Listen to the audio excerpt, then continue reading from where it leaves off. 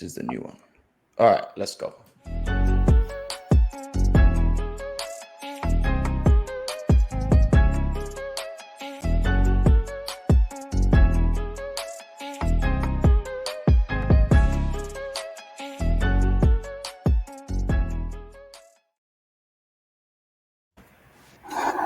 Ragazzi, benvenuti to the channel. If you are new, you are watching Inter Worldwide, and this is your match day review number 1 for the Serie A Roundtable. A huge shout out to all the guests who have represented on this channel so far. It has been a pleasure, and it's even more of a pleasure to welcome my roundtable, my panel today. Welcoming on for the first time, making his football worldwide debut, is Carlos, representing the Rossoneri side of Milan. All smiles from you. Welcome to the channel, Carlos. Cool. Thanks for having me, guys. No problem. It's always a pleasure to welcome back Armando. So full of wisdom all the time. I just can't wait to see what he's going to bring every single time. Armando, all smiles from you, brother, as well.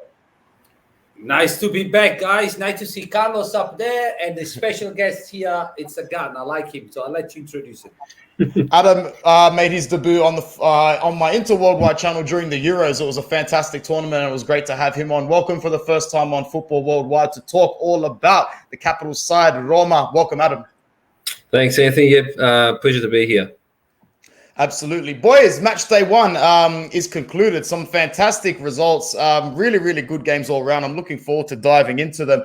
A match day that saw us, I'm pretty sure we ended up with seven red cards by the end of the first match day. Some of them justified, some of them not so much justified, but we'll go around the table and pretty much go through every single game one by one, but also really get the word and the thoughts of the boys and what they think of their teams and how they really thought they performed. So actually going over to the table for first off, we see that we had some 3 points for Inter, Lazio, Roma, Napoli, Bologna, Sassuolo, Atalanta, and Milan. Spoils were shared between Cagliari, Juventus, Spezia, Udinese, and not so successful on match day 1 for Salernitana, Verona, Torino, Sampdoria, Empoli, Fiorentina, Venezia, and Genoa. Let's start off with our friend Carlos. Milan, decent to get the ball rolling, man. 1-0 against Sampdoria. It was a pretty good showing, especially out the gates nice and early. You have the floor, my friend. Goal for Diaz. Tonali played well. I want to hear all about it. Yep. Yeah, definitely some very great signs from this morning's game. We start off, I thought, a little bit shaky, but yeah, definitely hit stride. In the first half in particular, we look very impressive. Tonali, like you said, had a great game. All game, he was pretty solid and made a few mistakes, but obviously still young. The minute Pianese came on, however, he looked a lot better. Definitely not carrying the central mid. He's obviously had his work cut out with him playing alongside Krunic in the first half. So, but he had a great game. Diaz definitely looked the part when he was playing too, but started to run out of legs. All in all, first half looked very convincing. We could have potentially, played it safe a little bit more, done a little bit less, rather than trying to do that little bit extra and actually put a couple more away. But ultimately, couldn't get more than the 1 goal in the first half. And then the second half, things started to sort of fall apart a little bit. Players started to get tired. Purely started to make a few changes, and obviously let Sampdoria into the game a bit more. They were a little bit unlucky to not get anything out of the game, but it is what it is. That's just how football's played. Ultimately, it was good showing. We got our 3 points, which I'm happy about, and yeah, definitely some very good signs. A little sneaky potential sign of things to come towards the end with purely changing the formation to a 3-5-2. So, or a semi 3-5-2. So I don't know if that's a sign of things to come or if it's just him playing around with things. But we didn't see any of that in preseason, so that was definitely something new, but to be expected potentially, given the fullbacks we've got, given the team we've got, given the options we have up front to play 2 men up top. I think we might see that again a little bit later on this season. Yeah, well said, man. Looking at the results, it was a pretty good match day. Plenty of goals. It was a very high-scoring match day 1 in the whole context of things. Zil Amo, I'm going to go over to you for a side question before we move into a few matches. There were a lot of I'm going to sidetrack into the VAR conversation so that everybody around the table has a chance to give their opinion before we move into the rest of the games. The lack of consistency, again, not only in Italy, but also in the rest of Europe, it's going to be a big problem, this season. I'm going to give you the floor for a minute or two, because what's the point if every single official on the pitch and every single VAR official has a different interpretation of the different rules? I like the fact that anything that's going to become polemic, you throw me in. Thank you. The UEFA, the Super League, the VAR, you know that I'm the one that does the rant. I like it. Listen, I keep saying to everyone, the problem is not VR. The problem are not the guns, but the people that shoot the guns. The referee, they don't want the VR to take control. So they make everything possible to interpret it and give the final call. And the way the VR law is, it's made that the referee is in charge. Like, there is no way the VR can come and contact the referee on the pitch and tell him you made a mistakes on particular things like red card, penalties. There is restriction from VR to intervene, unless it's a huge mistakes. But once again, it become an interpretation. What's a huge mistake? The ball 3 meters in, 3 meters out. I think the solution would be this one. As we see with the offside and the goal technology, it's white and black. All right. I know people complain because offside by a mil, but you get technology is white and black. Offside, goal technology. Can't make mistakes. They have to do the same thing with the VR. Put the VR in charge and remove completely the referee. We don't need them. They're the worst race in the world. In Italy right now, they are under investigation for taking money as a refund. They stealing money from company that give them free food and stuff like that. They call the Tuscany culture, but I don't know why no one talks about. But in Italy right now, they got so much people disqualified that tomorrow morning, if Serie A is going to play all the game in the same day, they don't have enough referee to send. That's how desperate they are. And look, if you see Napoli game, I'll jump just quickly. The same referee, 2 penalty, exactly the same fault, exactly the same dynamic. The first one, no yellow card. The second one, yellow card. The first one was already on yellow, could have been sent off. The second one, so, and I bet the money, if you see the Roma game, without seeing the Roma game or the Napoli game, you see the report, red card, yellow card, you think these people start stabbing each other. And then you watch the game, and the game was cool. Even the Napoli game, they didn't have to have 5 yellow cards the first half. There was not that, we become a touch football here. You touch people, card. You touch people, it's, I don't know. And also referee want to keep their power. You will never see a Lobello or a Collina send up players off after 20 minutes for a push or for a pull or for an elbow. All right. They will grab that player by the neck, talk to their face, give him a yellow card, a warning, and you'll be sure that player will never do nothing again. You either get back referee with balls or get rid of them completely and just chuck the VR in. Like FIFA. Pretend we play FIFA online. You got the computer deciding. That's it. Yeah. Well said. Going over to Adam, I want to hear your thoughts, and we might as well just digress into the game that saw Dragoschi get a red card, Zaniolo get a red card as well. For me personally, I tuned into the Fiorentina Roma match. It was a fantastic match. It was my pick for match of the week. How could it not be with Mourinho making his return? For me personally, the Dragoschi decision, probably one of the easier red cards on the match day. Adam, what are your thoughts on your victory, bro? Congratulations. Thank you, mate. It was good to get off to a winning start. And look, just following on from what Armando said, I think the inconsistencies, I thought they were moving away a little bit during the Euros when we saw some of those handball decisions not given. And now we've sort of fallen back to where we were last year, where we've seen, in this round especially, that those handballs, similar to the ones that we saw in the Euros, are now being given as penalties again. So I don't know where UEFA and FIFA were moving to or what they were moving towards, but we've certainly gone back to what it was, which, if it's handball, it's handball to me. So, but anyway, back to the game. And just again on those red cards, I thought that Dragoschi was a little bit harshly done by, to be honest, because if you watch where Abraham was headed, he was headed towards the corner flag. So I don't know if once he would have retrieved the ball, whether he was actually in a goal scoring position or not. But he's given the red card. I was wrapped. We actually played better when it was 11v11 than 10 versus 10.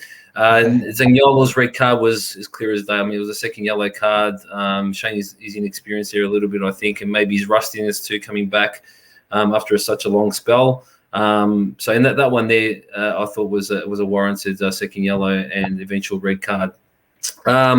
Good game for this kid right here, man. It's very hard to come from England and have a debut like that. He was finding space. He was latching onto balls. I think he can only get better as long as he stays confident. He's a confidence player, in my opinion.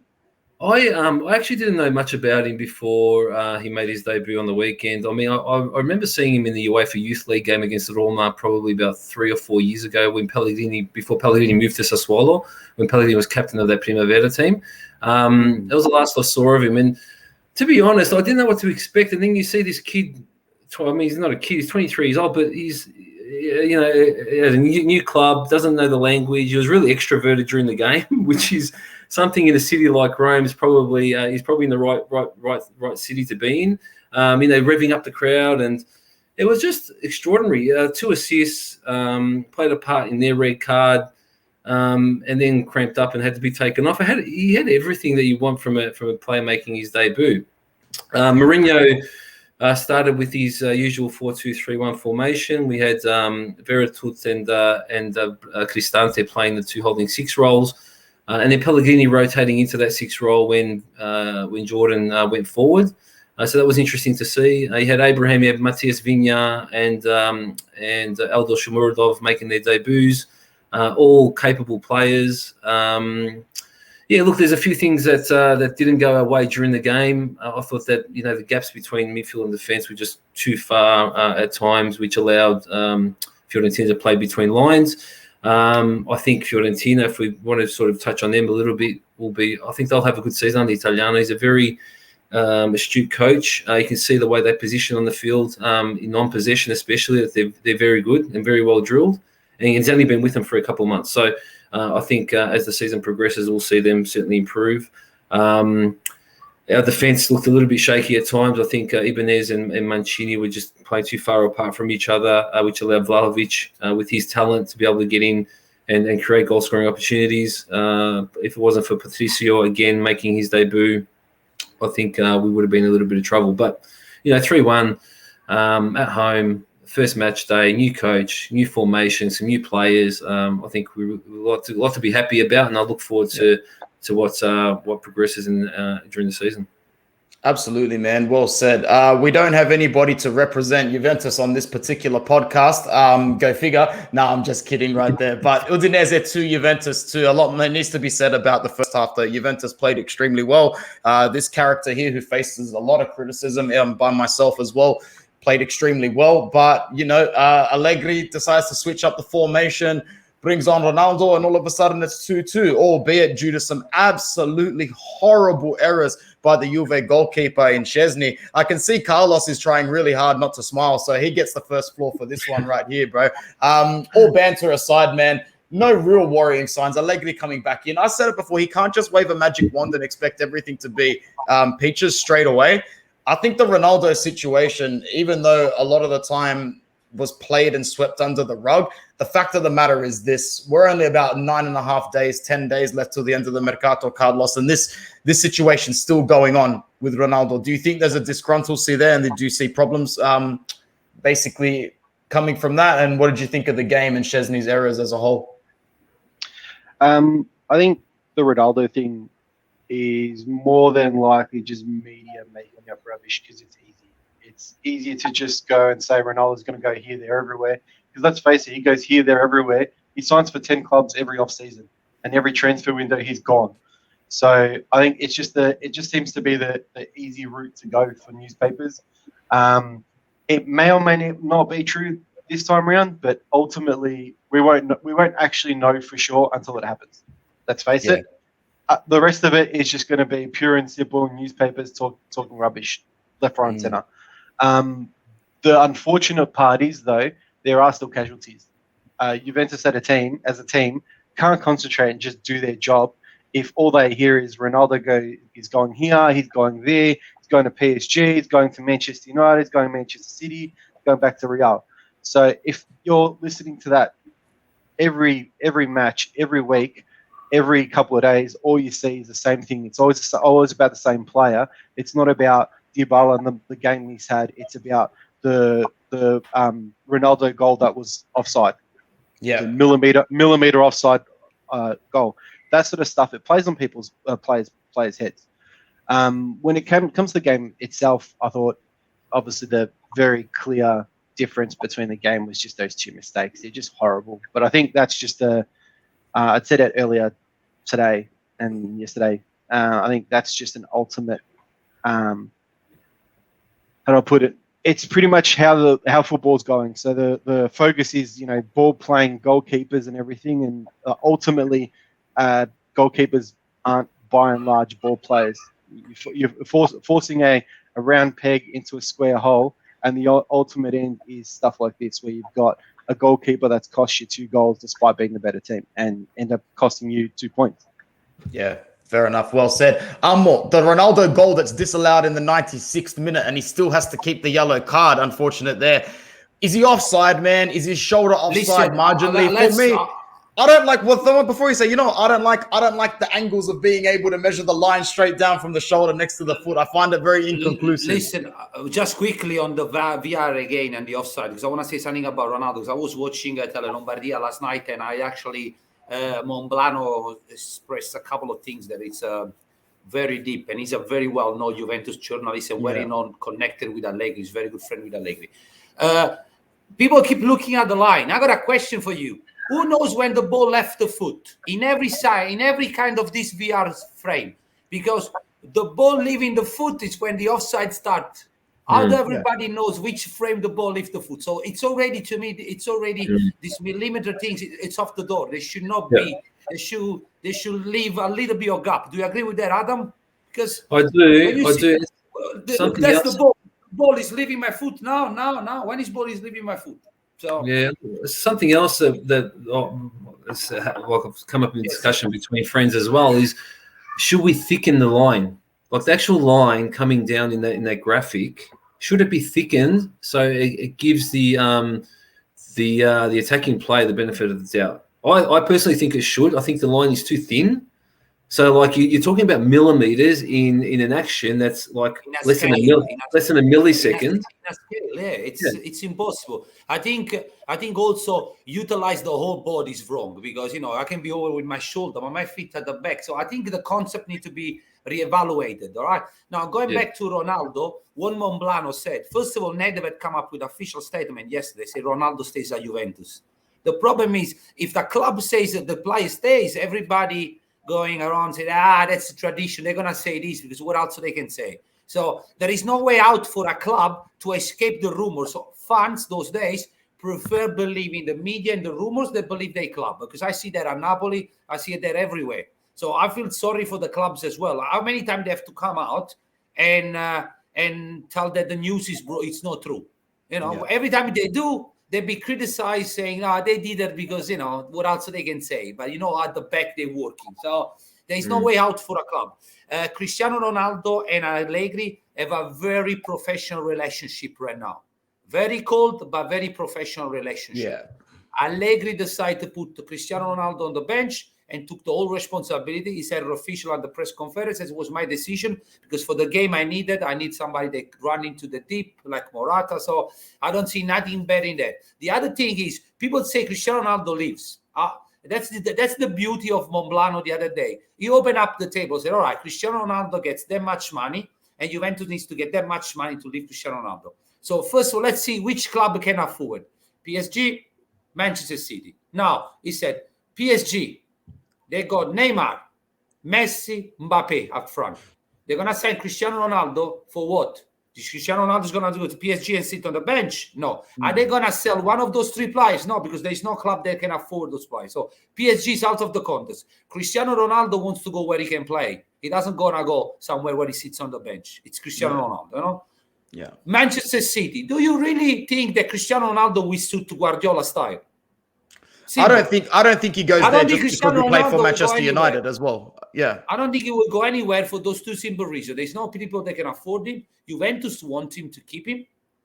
And to sell him, it's like I want to sell my mobile phone, but I want to sell for $2,000. People can get a Sam mobile phone for $500. They're not going to come to me. Yeah. All right. So Cristiano Ronaldo, unless he decides to cut his wages or to buy the club where he's going to go play, I don't see him leaving Juventus for those reasons. Fair enough. That's it. Well said, boys. Let's move on. Luis Muriel, such a quality player, scores an absolute banger to open up the scoring against Torino. Atalanta go on to win the game 2-1. Torino pick up where they did last year, which is basically leaving all of their fans heartbroken, wanting to jump out of a window. I can't remember a team that has conceded so many stoppage time goals in the last year and a half than I've ever seen in my life supporting Serie A, man. Torino, I just keep conceding those late goals. Muriel, fantastic. Atalanta, average, but 2 shots, 2 goals, played poorly and still won the match. Adam, I'm going over you to kickstart this one, man. Did you manage to catch any of Atalanta and Torino? And my last follow-up question to you would be, after the match, seeing Belotti sitting on the floor, sort of looking at the ground, I'm starting to have thoughts, and even as an Inter fan, seeing the headlines today, he may be looking to get out while the going's good. What do you think? You're on mute, mate. Just unmute yourself. Sorry. Beauty. I'm actually surprised that no one's actually picked him up yet. I mean, like, Kaido has actually said that he'd let him go for around about that 20 mil mark. And I think certainly a good pickup for anyone that needs an out at number 9. I know that there was rumours that he was going to Spurs at one stage when Mourinho was still there. And when Mourinho signed for us, I thought he was a given that he was coming to us. But that didn't eventuate, and we went elsewhere. But, it would be a good pickup for you guys if you can get him, especially at that price point. But what does it say for Torino, really? If they lose Belotti, you'd have to consider them as relegation candidates. Atalanta, a bit rusty, but they got the job done. I did catch that game. And the thing about Atalanta, we've seen them so many times. I don't know if you recall the Manchester United teams of the late Ferguson era, where the Fergie time, and they'd always pull a result out of the hat at the end of the game. I feel that Atalanta, that type of team, they go down in games so many times, but they always pick themselves up, and by the end of the match, they're either on top or they're pushing for a result. So it didn't surprise me for them to score that late goal.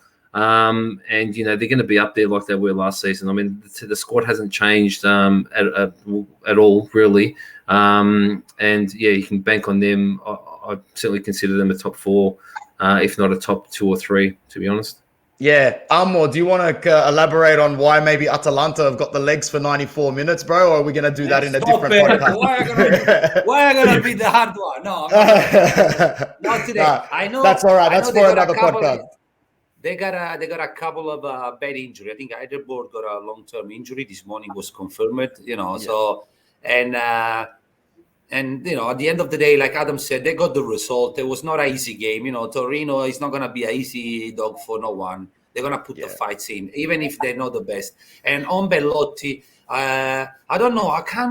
I'm the same boat of Adam. I can't pick why he never left Torino. But also, on the other hand, he never delivered what people expected. I don't know if it was because Cairo put a price tag too high on him originally, so everybody expected him to be great. I'm surprised that this year stay at Torino. I'm not surprised that he didn't go to Inter, because the other night also Biazin was mentioning that Inter budget for the striker right now is 5 million. Mm-hmm. Yeah. So unless they can get on repayment like Sassuolo done with Juventus, which I doubt any other club would get a kind of a deal, I don't think you will go for Belotti. Fair enough. The thing is, where do you play him? I mean, if you do sign him, you just sign Dzeko. You've got Martinez still there. Like, where do you play Belotti? Yeah, it would be more just for depth, man. But then at the end of the day, we'll get to Inter in a second, what I think about Inzaghi doing his last transfer. But I really wanted to talk about this guy up on screen right now, because Spezia were cruising at 2-0 until João Pedro woke up and came to the party. He's pretty much going to be the only... Oh, bro, he's going to be the only reason Cagliari avoid the drop this season. Carlos, we're going over to you first, man. How did a bigger side like Milan, like Inter, like anybody, how did they not go and pick João Pedro up? Because you probably could have offered anywhere between 12.5 to 20 million, and Cagliari would have had to accept. Simple as that. Carlos, your thoughts on João Pedro, his season, Spezia and Cagliari? I kind of feel like with him, we've kind of had a similar discussion every season, where it's kind of like, well, maybe this is the season that he's going to leave. So someone's going to come along and pick him up and everything like that. Because every season, it just seems like there's just way too many games that he seems to carry him over the finish line. Yeah. And obviously this season is already proving to be more of the same. But for some weird reason, no one comes along. So you kind of have to wonder whether I said it earlier, you kind of have to wonder whether he's the sort of player who stars at lower or mid-table mid-table club, then potentially moves up to a stronger team. It just kind of struggles along and never quite stays the same. Maybe it's just that, no one sees what we see as fans, or there could be backroom drama. There could be any number of reasons why he's still there and not actually moved on. It's due to his previous experience before Cagliari. João Pedro's always been looked at as one of those Brazilian players that just doesn't put enough and just can play those teams, get the ball at the end and finish. And if you see him playing, he got that kind of attitude, a bit of when the ball is on my feet, I work, otherwise I don't work. I think that's what he's been holding down.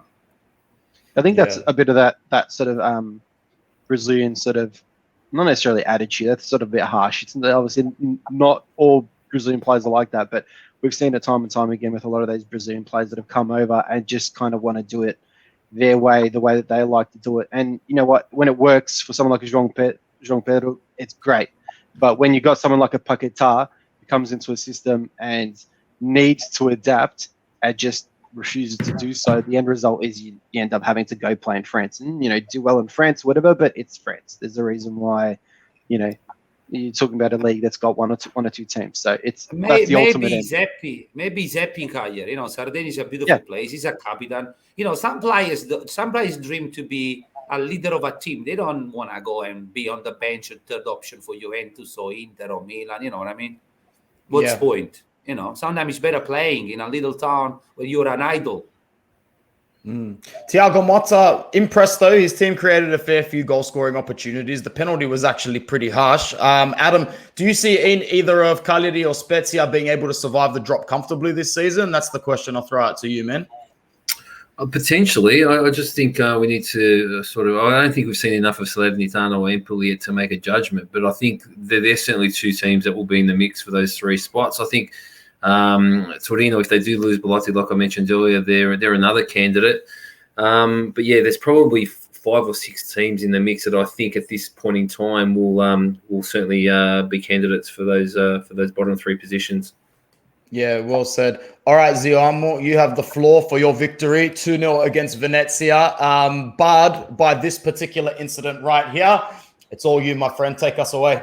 I'll start it for Adam handed. I think Venezia will go down because after this accident, Napoli had 4 or 5 minutes to reset, and I could not see Venezia do anything. Even they had one countering attack, and it was like me and you guys playing against Napoli. We had the ball, we had an advantage, we don't know what to do. And I see them for one game judgment very poorly. Now, like I said before, you don't, unless I grew up in a football where you get a red card when you got the legs of your opponent on your shoulder. You gotta do something bad to get a red card. This guy was holding his shirt. He turned around to get rid of it and hit him in the chest.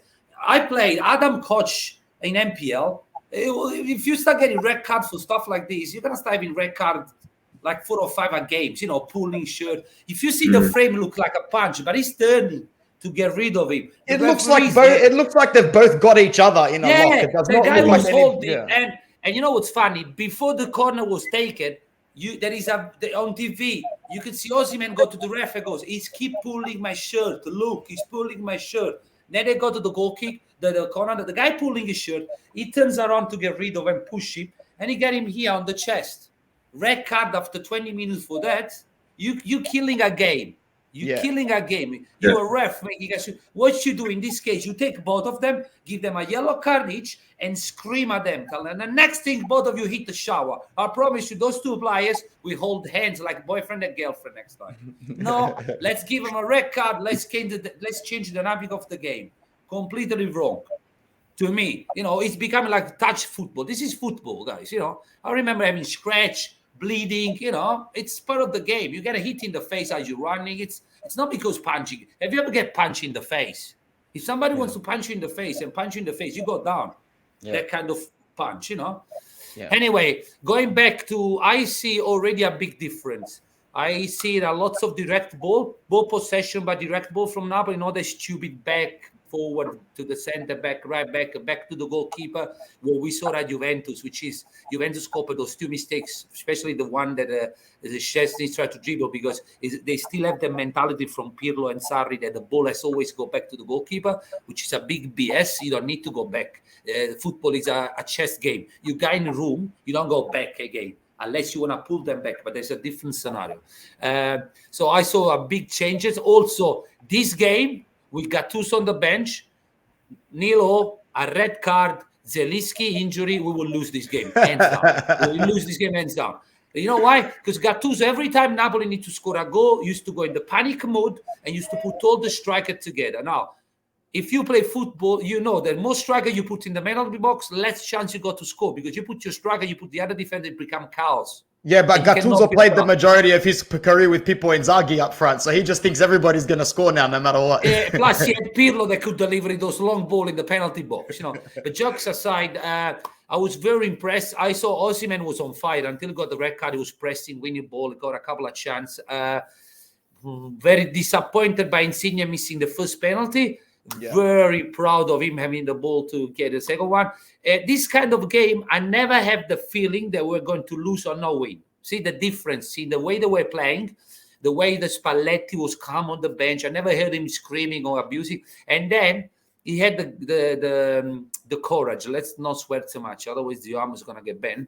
To play Gaetano in the middle and taking off Fabian Ruiz, something that Gattuso will never done. Gattuso probably put Bakayoko, and we will lose the game because Bakayoko will try to dribble 3 players in front of the goal and lose the ball, So very, very happy the way we played. We faced an opponent that, in my opinion, it was very bad, very poor. Feel very sorry for Venezia. They had nothing. When Napoli was down to 10 men and we were restructuring, they had a couple of balls that could hurt us. Just they didn't have it, They didn't have it. So very hard to judge as well, Of course. But overall, it's a good start with a victory.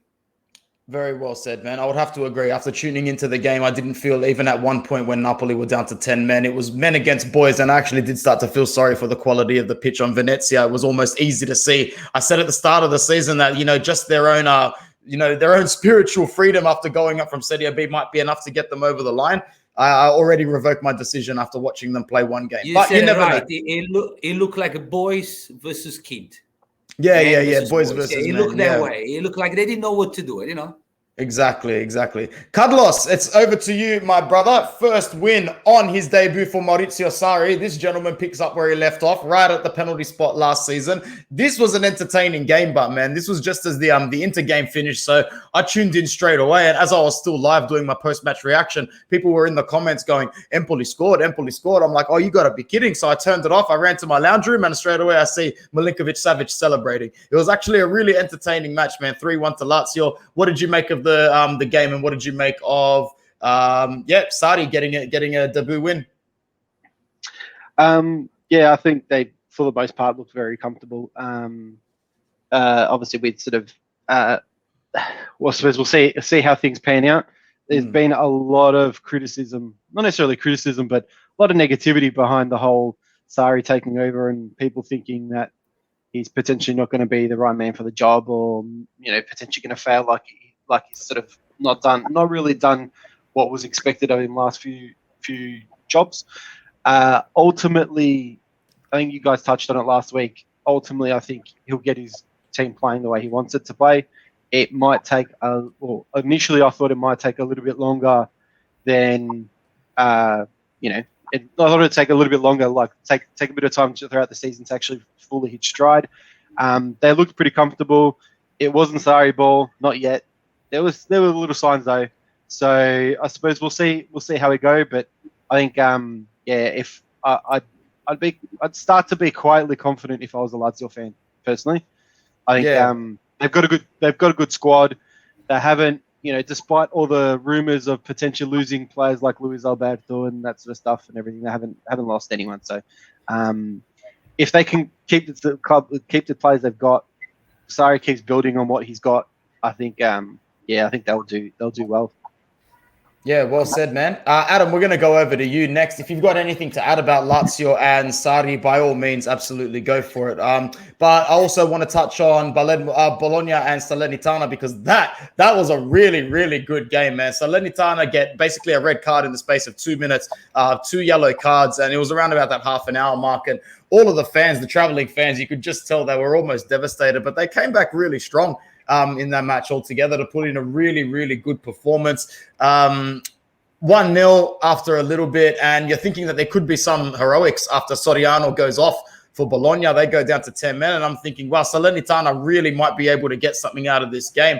But Di Silvestri comes to the party to score a couple of goals for Bologna. Koulibaly scores another one for Salernitana, but ultimately it's just not enough because Arnautovic has grabbed a goal in between.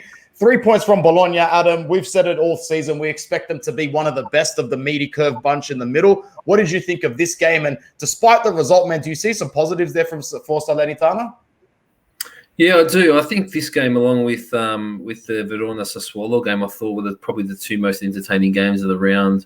From a neutral standpoint anyway. This one especially just was like end-to-end for the full 90 minutes. Like, you're just tired watching it. Had everything. Had the red cards, had the team scoring, then equaliser, then another goal and an equaliser, and then, a goal close to the finish. I won't say at the end, but close to the finish, and then being able to hold out the result. And then another red card at the end. It was just all over the shop, which was great to see and great viewing. I think Bologna will probably be in the same sort of range that they were last season. I don't know if there's going to be any improvement or any, or they're going to get any worse, really. I mean, Soriano's still there. Di Silvestri's popping in goals. But Salernitana, I mean, look, entertaining. I guess we can be the judge of them when they start coming up against better teams. And then I guess the yardstick will be when they start meeting teams at the lower end of the table to see whether we think that they're actually going to be able to survive or not. I think that's going to be the real test. So, but, pleasing for them. I won't say that I've got any, empathy that they lost, considering that they've got that tie to Lazio still, even though it's a trust that's now owning them. How they got over the line, I don't know, but that's a conversation for another day. We've actually got them this week. So, I'll be watching obviously more closely, because they're coming up against my club. So, entertainment plus this round, I think, across the board. Yeah, well said, man. Thanks for that. Entertaining start for Inzaghi and his men. It was pretty much business as usual for the champions. Pretty happy with the performance. 4-0 goals for Skriniar and for Hakan on the 20th minute. Dzeko got a goal as well. It was basically pretty much a business routine victory against a side that I think Inter's up like 27-0 against them, something in their last 6 or 7 meetings. Genoa have been our whipping boys for a good four seasons now. It's actually quite embarrassing. But altogether, very happy with the fluidity, very happy to see the team break out of a sort of a much more systematic, rigid approach that they'd be under Antonio Conte. The only criticism I would have is that a lot of the time it looked like we were a little bit slow to transition back on defense. You can expect that in such a tactical shift from Conte's system over to Inzaghi's system, but I think up against more pressing and more dangerous opponents, you won't see Inter be as sluggish defensively, albeit, winning 4-0, kept a clean sheet. I'm speaking like we conceded goals, but at the end of the day, there were still some sluggish moments where, had they had a better striker up top rather than Calon, no disrespect to him, but he is inexperienced. Even if Mattia Destro was playing for Genoa in that match, I'm pretty sure Genoa would have put a goal on the board. Very impressed with this gentleman's ability to connect the midfield to attack, and that's where I want to bring in my friend Adam to have a small conversation. Your opinion from a Roma fan's point of view, losing Dzeko. I know it wasn't on Mourinho's list to lose him. It's a player that Inter's been linked with for a long time, a player I wish I had 3 to 5 years ago, but still very happy to see him there, bro. This guy just screams the word professional. Just the way he carries himself on the pitch, his ability to hold the ball up and just help transition. He's not going to be able to play 90 minutes per game, but I'm happy he's here, Adam. Yeah, good points. I think with Dzeko moving to Inter, I think probably a breath of fresh air for him and for the club. Even though he's 35, he's still got a bit to give. I think he can still certainly maintain that elite level at a big club. With Dzeko, especially over the last 2 years at Roma, it was just that motivation factor. You guys would know that he had a couple of run-ins with previous coaches. and that sort of set him back a little bit. But when he's motivated and he's on song, and the team's doing well, I can't think of a better marksman in the league, to be honest. Especially in front of goal and his finishing ability. You can bank on him nine times out of 10. So I think if Inter are going to make a run at the Scudetto this season, which I think obviously they will, having won it last year, I think he's going to certainly be someone that fits the mold of we can argue that Lukaku's a better player, but I think that Dzeko will, at the end of the season, you'll find that he's probably going to score as many goals as Lukaku did last season if he's getting the service that he did against Genoa. Yeah, well said, man. Well said. Amo, my question for you is, what are the big differences do you expect this season for Inter transitioning from Conte to Inzaghi from a tactical point of view? First of all, I would like to see the end of the Mercato because I think they're still looking for a striker, it's same as a Genoa. Genoa is trying to sign Conseil Hazard or whatever it is from Lazio. Yeah. But if this is the final formation, Inter's got, it's hard to say, but if they have to go out to Champions League, European League, they don't have the squad that can play two competitive. I don't see Dzeko be able to play every 3 days. He wasn't doing it at Roma, and I can't see him doing it at Inter. Sanchez, the other striker? Sanchez, he's still a little bit injured. So that's why it's good that you said to wait till the end of the Mercato, because I actually think we're trying to shift him behind the scenes. Because I don't think you're going to try to fight the title for Scudetto and try to be good in Champions League with Dzeko and Sanchez as a main duo without replacements. It's going to be safe. You're going to end up like Napoli when we had Milik and Mertens only. We sold all the striker. Then one get injury, one get the flu. You're gone. So yeah. I think even if you take a Petagna of the world like Napoli and put him on the bench, at least give you the extra number to put him, like you were winning 4-0 against Genoa, give Dzeko 20 minutes off, give him a rest, and stuff like this. I would agree, man. I would agree. So Carlos. Yeah. Carlos, one of the really, really, really entertaining match in this matchday fixture was Sassuolo 3, Verona 2. That's where we're going to end this edition of Serie A Roundtable on Football Worldwide. Raspadori, calm and cool against the run of play. Beautiful finish. Red card for the number 4, Miguel Veloso. Juricic with a beautiful 1-2 to make it 2-0. And then from there, it's pretty much smooth sailing. The scoreline actually flatters Verona. Zaccagni, a class act he is, basically keeping them afloat. He'll be a big reason that they get any points this season. And Junior Traore with an early contender for goal of the season is definitely goal of the week. That's for sure. I'm sure there'll be better ones this season. But what were your thoughts on Sassuolo 3, Verona 2, Carlos? So a bit disappointed with Veloso. Veloso's always been a big fan because he's a sporting boy. So just silly, just pure silliness to get, from an experienced player to just do stuff like that. But like you said, Zaccagni looked quality. To me, he's the player one of the players we should be looking at for Milan for the cam position. We don't have a big budget, so there's no point in trying to go and get a big budget player. So someone like that who's got the quality, who knows the league, could do a great job. But like you said, I think it's up to one of those 1 or 2 players to keep that team in check because. There's not much else there. It's good to see Sassuolo still playing good football. I thought one of the biggest losses for the league, like you guys have touched on, was them losing their coach. I was not so quietly in some places, hoping that we would end up with him and Pioli would get the sack. I have my doubts about Pioli ultimately, but I very much love the guy as a coach. So obviously, I think it's a shame to lose him to Shakhtar, but we'll see how we go. But I don't think they pretty much lost much of anything. They seem very much a similar team to how they were last year. Even despite the changes, some of the changes they've had, they've still managed to keep most of their players. We'll see how things go with the Mercato. Like you said, we've still got a little bit left. If they can still keep Barella. Sorry, what's his name? Berardi.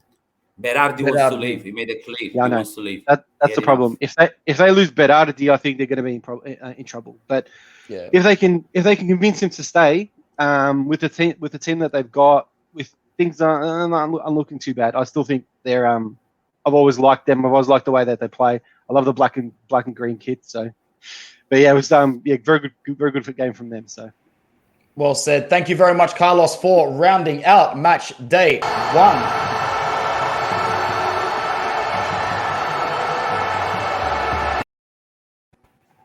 Match day 2 is coming up, and I'm pretty sure the rest of the boys will share the same sentiments, but we're still going to go around and give everybody 1 minute to talk about the game that they're looking forward to most next weekend. We've got Udinese hosting Venezia, Verona host Inter, Lazio at home to Spezia, Atalanta against Bologna, Fiorentina in Florence against Torino, Juventus host Empoli, Genoa host Napoli, Sassuolo at home to Sampdoria, Roma make the trip to Salernitana, and Milan have their home debut of the season against Cagliari. Graciously, I'm going to go over to the boys and they can have a little bit of a word about their game to watch. So, Carlos, continue where you left off, man. Make it really brief. What game are you looking forward to next week? For me, it's probably the Fiorentina Torino game, just because I think both teams this round look pretty impressive in parts. They're going to be closely matched, I think. So, yeah, I ultimately think that'll be the most entertaining game of the round. Yeah, me too, man. Just for that pretty much reason, that's pretty much one-sided games all around. I'm sure you'll see a few surprises, though. Armando, the game you're looking forward to most next week, my friend? Beside my team, I think Sassuolo Sampdoria could be quite a goal-scoring game. If I want to watch a game, hoping to see a lot of goal, I think Sassuolo Sampdoria could be one of those. You know, the defense inside is quite average, but the attack inside, both teams have some good quality players. And also, I would like to see Salernitana Roma because I start liking the striker. I didn't know nothing about the Ibrahim as well, like Adam. I saw him playing yesterday. It reminds me of Osimhen as well. I like those kind of players. So that could be an interesting game too, to watch. Fair enough. And Adam, your pick for the week next week, man, to watch? Again, apart from my game, I think if you're a betting man, over 2.5 goals, Sassuolo Sampdoria is definitely the way to go. I think we'll see goals there. I'm actually looking forward to seeing Verona and Inter as well. The reason for that, I just find it astonishing that Mattia Zaccagni is still at Verona. Of all players in Serie A that are at a small club, I can't believe that no one's picked him up. He's an astonishing player that I think needs to make the move eventually. But anyway, I'm interested to see how he performs against a big club. So, yeah, looking forward to that one. Yeah, very much so. I would echo the thoughts of Carlos. I'm really looking forward to Fiorentina Torino, especially seeing, the two new managers, Italiano and Juric, go up against each other. I really think after losing their first games, both of these two managers are going to really, really want a victory in this one. So I think that's going to be a great game. Going around the table to say our goodbyes, it has been a fantastic edition of Serie A Roundtable. That's where we are wrapping up for match day 1. Thank you very much to Adam for joining us, man, and representing Roma. I'm sure we're going to hear a lot more from you throughout the season. Thanks again. Thanks, boys, and Forza Roma. Beautiful. Armando, thank you again for stopping by, my friend. Always looking tip-top. I can't wait to tee up again. Thank you, everyone. Nice to see you, Adam. Nice to see you, Carlos. Thanks, Anthony, always for having me. Guys, please like this video, share the channel. Let us grow. Let this guy here. Where is he? There, Anthony. Grow the community, please. All right. Jeez. Grazie. Thank you, fratello. And thank you to Carlos for making his debut on Football Worldwide. We'll hear from you again this season, bro. Thanks for having me, boys. Thanks, Anthony, for inviting me on. And, always a pleasure to speak to you, boys. Absolutely. We'll see you guys soon again here on Football Worldwide. Make sure you like the video, share, and subscribe. And from all of us here, ciao, ragazzi. Ciao.